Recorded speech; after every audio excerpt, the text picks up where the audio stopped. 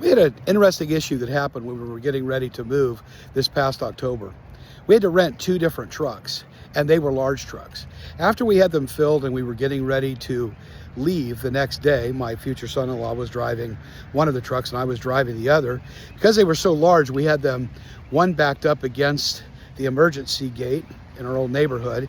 Then the truck I was driving was backed with only a few inches to spare between the front bumper of my future son-in-law's vehicle and the back bumper of mine. But we were ready to pull out. The next morning after we did our closing, we were finally ready to go, and I got into my truck because Charles couldn't move his truck without me moving my truck. And I went to push the key into the ignition, and the ignition switch dropped behind the dashboard. I never had that happen in all of my years, and I'm thinking, you've got to be kidding me. How did that happen? And so I started to look at it and try to figure it out, tried to reach in and grab it, went and got a screwdriver next door. Charles, by that time, was calling the emergency people for the trucking company to come, and emergency service to come in and to try to get this thing resolved. But we were stuck. My wife and daughter had already left, and it was going to be at least 3 hours, so we were really going to be delayed leaving. We were, for all intents and purposes, stuck. So while we waited, suddenly the realtor came up. It was a little uncomfortable because he came up with the new owners of the house, the soon-to-be new owners, when they closed, but they were doing their walkthrough. The realtor got out of the car and he says, "I thought you guys were gone." And I said, "Well, it'd be nice if we could, but here's what happened." And David came over and he started looking at the ignition switch.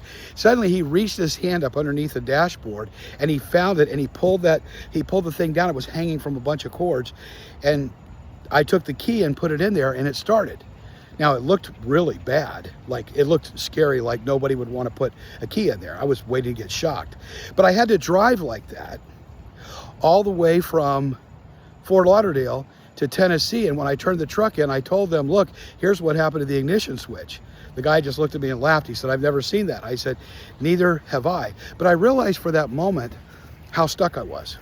And because I was stuck, the people behind me were stuck. And because I had a sticking point now, the people that were going to be ahead of me were going to be there before me. And so it was going to have an impact on them. Our sticking points do that. They not only impact us, but they impact others. We all have sticking points in our lives. We had sticking points in this country. We are getting ready to celebrate our 250th birthday. The sticking points could have been a place, it could have been a place where everybody got stuck and said, "You know what, we're not doing this, it's not worth it." But this has happened before. It happened with the people of God. And there is some really good lessons. And when they hit a sticking point, lessons that we can learn for when we hit our sticking points today. So that's what I'm going to be talking about this coming Sunday, June the 28th, right here at Community Bible Church. Now, listen, I will be here in person. As you can see, I don't have this these kind of things behind me. Of course, one of the things that we do get, which is always guaranteed when I'm doing some type of a video like this, is there's going to be a mower coming behind me. And I'm going to debate whether I'm going to leave this in the preview or not. I think I will. Anyway, this coming Sunday, June the 28th, right here at Community Bible Church, I'm going to talk about the sticking point. And how do we get through those sticking points in our lives? Because there are often those times when we feel like we're stuck. We're stuck after we have been delivered, but then we get discouraged because we see difficulties before us.